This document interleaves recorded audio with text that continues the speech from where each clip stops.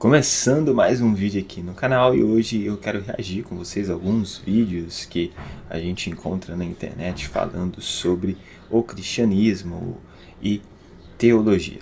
Bom, se você também quer que eu reaja a alguns vídeos, se você tem interesse, eu vou deixar aqui na descrição o meu Instagram. Então se você tem interesse que eu reaja a um vídeo, seja um vídeo curto, seja um vídeo longo, ou onde você tem dicas de conteúdos que eu possa trazer, então você pode ficar à vontade me seguindo no Instagram e lá você pode me mandar mensagem, mandar vídeos, mandar links daquilo que você quer que eu reaja. Bom, se você não me conhece, meu nome é Wesley Gobato, sou estudante de teologia e fiz esse canal para fazer aquilo que eu mais gosto, que é falar da Palavra de Deus. Se você também gosta da Palavra de Deus, se você também gosta de teologia, então você pode me ajudar. Você pode se inscrever nesse canal, ativar o sininho para não perder mais nenhum vídeo aqui. E você pode também deixar o seu comentário e o seu like nesse vídeo, porque é assim que o YouTube entende que o meu conteúdo é relevante e começa a recomendar para mais pessoas. Desde já, eu te agradeço. Então, bora pro vídeo. E eu vou te falar uma parada que você vai ficar feliz. Se prepare para celebrar. Deus nunca vai deixar que você veja, sonhe algo que Ele não possa dar para você. Então significa que se Deus deixou você ver, deixou você tocar, deixou você sentir, deixou você abraçar, deixou você experimentar, é porque Ele tem o poder de dar nas tuas mãos muito além daquilo que você pode pensar. Quem disse, eu vou te dar os reinos da terra se prostrado me adorares, não foi Jesus, foi Satanás. Jesus nunca disse, me traga uma oferta e eu vou dar para você o que você quiser. Nós é que somos doentes e nos preocupamos com esse monte de porcaria e inventamos uma religião que nos enche a cabeça de besteira e de lixo pra gente ir numa igreja e ficar cumprindo ritos pra Deus me dar a porcaria que eu não preciso. E quando eu ganho uma calça com uma etiqueta boa ou um carro novo, eu dou testemunho pra você que eu cumpri o rito e Deus me deu, e você não tem porque você não tem fé. E a gente cria um campeonato de idiotas lutando pelo lixo da terra, enquanto o reino de Deus tenta florescer como uma planta no meio do asfalto. Sabe por quê? Porque nós não queremos Jesus. Essa é a verdade. Eu acho que essa última frase resume muito bem a atualidade do falso evangelho, das falsas igrejas, dos falsos cristãos, dos lobos em pele de cordeiro, dos falsos mestres, dos falsos profetas, do joio em meio a nós. É muito claro que, mesmo que o Brasil seja um país com a grande maioria cristãos, a gente não vive, essa maioria não vive o verdadeiro evangelho. E essa última frase explica muito bem isso. Na verdade, nós não queremos Jesus. Nós queremos aquilo que Ele pode nos oferecer.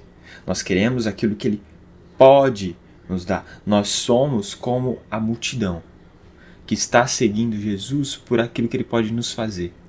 Mas quando Ele fala algo que a gente não concorda, que não nos agrada, que confronta o nosso ego, o nosso orgulho, que fere o nosso homem interior, a gente para de seguir. Ou a gente cria um Jesus na nossa mente, que é apenas o Jesus que multiplica pães, o Jesus que faz milagres, o Jesus que ressuscita os mortos, e a gente esquece do Jesus que disse negue a si mesmo e tome sua cruz, do Jesus que pregou o sermão da montanha. Nós esquecemos o verdadeiro Jesus, aquele que morreu sim como um cordeiro, mas ressuscitou como um leão. Aquele que sim morreu pelos nossos pecados, nos trouxe salvação, mas aquele que vai julgar as nações. E esse vídeo ele explica muito bem isso. Eu costumava a ver e ouvir muito David Leonardo, mas chegou uma fase onde eu me aprofundei mais no Evangelho e eu comecei a entender que aquilo que o Dave pregava já não cabia mais naquilo que eu lia nas Escrituras, daquilo que eu via dentro dos evangelhos. Porque Deus, ele pode sim fazer aquilo que você sonha, ele pode sim dar muito mais daquilo que você sonha. Mas ele tira do contexto, porque quem disse que Deus quer fazer isso? Porque uma coisa é aquilo que Deus pode fazer, outra coisa é a vontade de Deus. Então, Deus, ele pode sim te dar um carro, mas isso não significa que ele vai te dar. Porque talvez essa não é a vontade dele. Não era a vontade de Deus tirar o espinho da carne de Paulo. E nem por isso Paulo blasfemou. Ele entendeu que de alguma maneira aquilo trazia glória para Deus. E Deus pode fazer infinitamente aquilo que a gente sonha. Mas isso não significa que eu sonho com um Gol que Deus vai me dar uma BMW. O infinitamente mais que Deus pode fazer está fora do contexto, e o David Leonardo perverte isso. Porque muitas vezes o infinitamente mais de Deus é que ele não vai te dar uma BMW, mas ele vai te levar para um país para fazer missões, e lá naquele país você vai morrer por causa de Cristo, pregando o seu evangelho. Este é o infinitamente mais de Deus. É isso que nós precisamos entender. Pô, se você é um artista pop e você não minimamente não incomodar os crentes, você não é artista pop. Aqui eu concordo com ela. Pelo amor de Sim. Se você não é um artista pop e não incomodar os crentes, você não é artista pop. Tá. Né? Mas por quê? Por que nós precisamos ser incomodados? Essa é a pergunta. Porque se é eu, né, se é um cristão, por exemplo, falando que um cristão, ele não é um cristão de verdade, se ele não incomoda os homossexuais, isso se tornaria homofobia. Agora, quando é uma pessoa dizendo, se a gente não canta ou fala algo que incomoda os crentes, nós não somos pops, nós não somos artistas, isso não é intolerância, né? Essa é a hipocrisia. E eu não estou dizendo aqui que a gente deve ser preconceituosos. Pelo contrário, eu estou mostrando a hipocrisia desse tipo de discurso. Mas vamos continuar aqui. Então... E não é o crente que é legal e que segue a parada dele e beleza, né? Vocês sabem do que eu tô falando, assim. Até o crente entende, o crente legal entende de quem eu estou falando. O que é crente legal? O que é o crente legal? O crente que aceita tudo? O crente que ama o pecador, mas ama o pecado? Né? Esse é o crente legal? Não, acho que o verdadeiro cristão é aquele que ama o pecador, mas ele não passa pano para o pecado. Ele não aceita o pecado. Ele sabe que pecado é pecado e que isso ofende a santidade de Deus. E mesmo que ele seja um pecador, ele vai contra o pecado. Essa é a nossa luta diária, né? A nossa luta não é contra carne e sangue, mas a nossa luta é contra principados e potestades. A gente luta, tem uma luta diária entre espírito e carne, e a gente precisa renunciar os nossos desejos carnais, os nossos pecados. Nós precisamos sim renunciar a isso. Então, um verdadeiro cristão, ele ama o pecador, mas ele renuncia o pecado, né? Ele não passa pano para o pecado. Na verdade, um cristão que ama de verdade uma pessoa, ela diz para aquela pessoa aquilo que ela está fazendo de errado, né? Agora, se um cristão não ama, aí ela deixa a pessoa viver de qualquer maneira, né? Porque um verdadeiro cristão que ama as pessoas querem que as pessoas sejam salvas. O que é o crente legal? É o que olha para esse tipo de coisa que diz: uau, como isso é lindo. Isso se parece tanto com Deus. E da igreja como uma associação política, né? A igreja é política, a igreja foi feita pela economia, né? Claro que foi feita pela economia.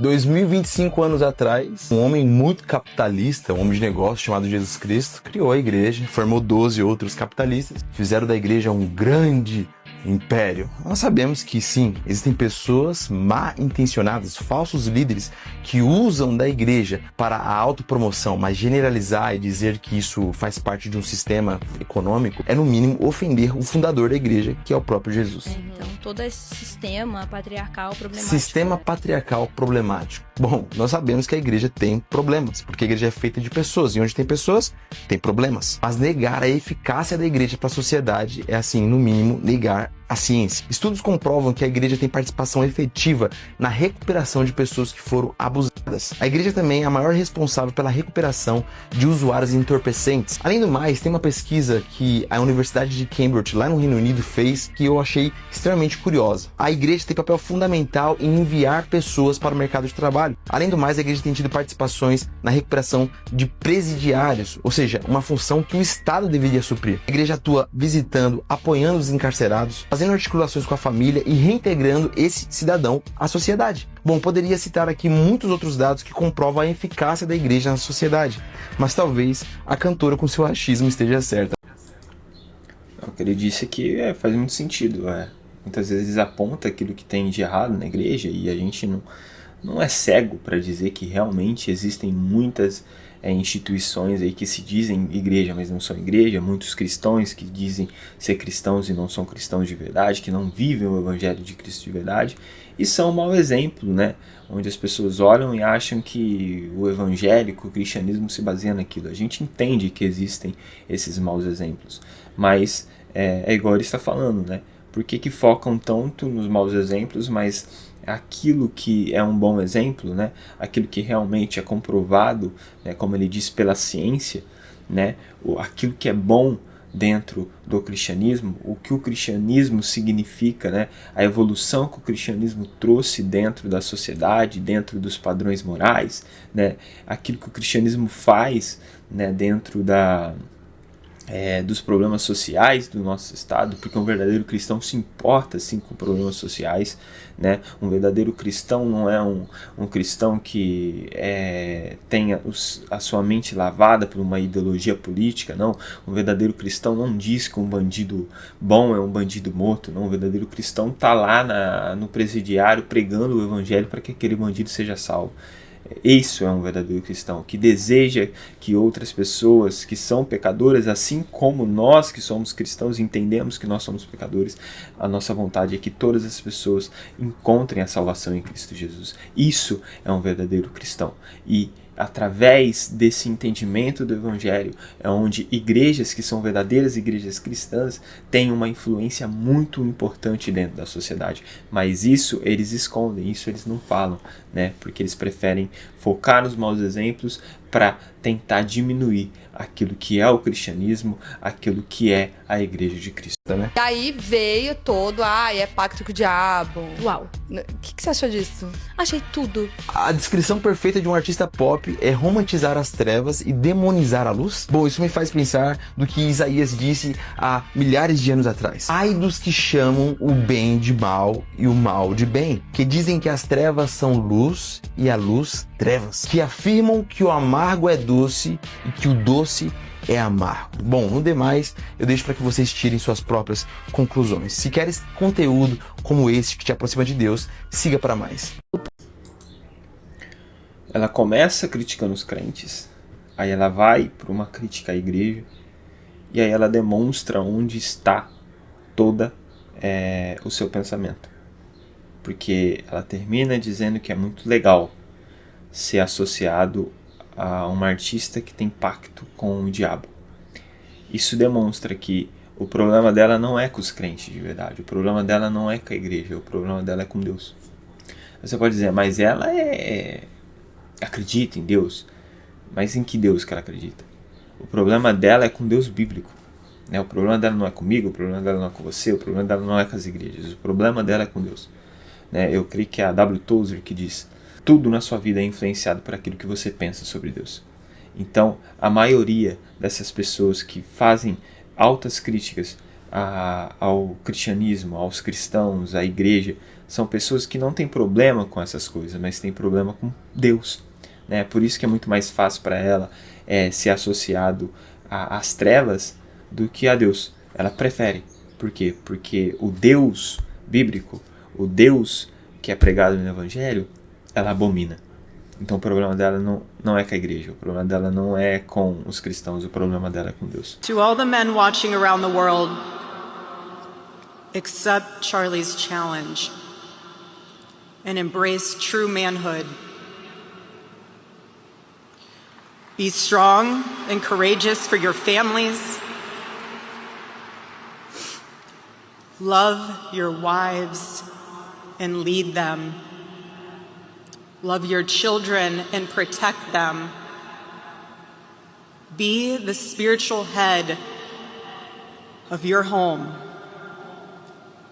But please be a leader worth following. Your wife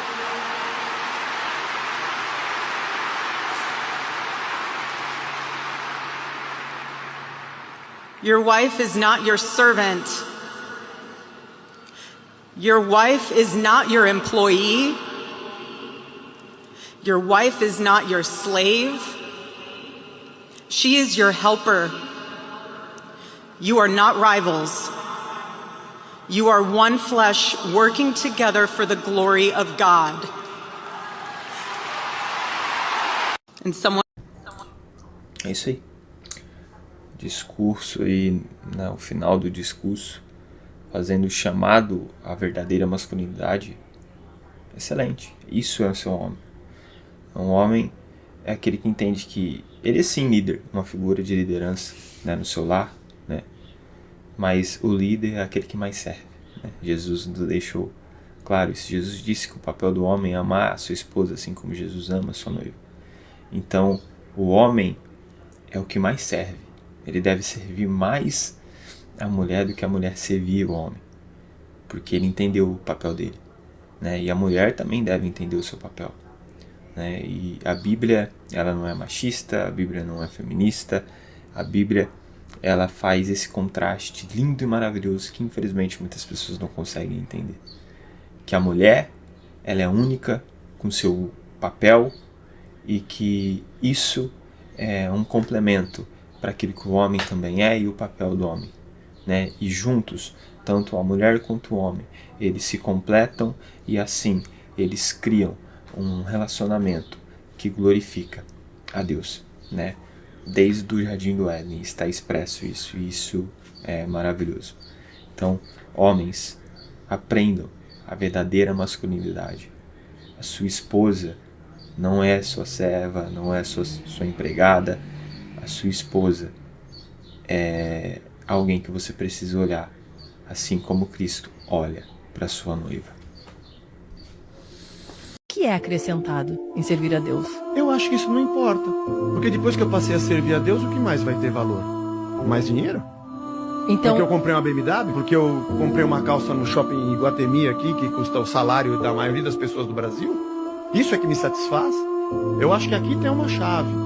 Porque o problema não é se Deus dá ou não a bênção. O problema é que eu acho que essas coisas são bênção. Esse é o problema. exatamente. Alguém, por acaso, já falou, olha, esse irmão aqui é abençoado. Por acaso?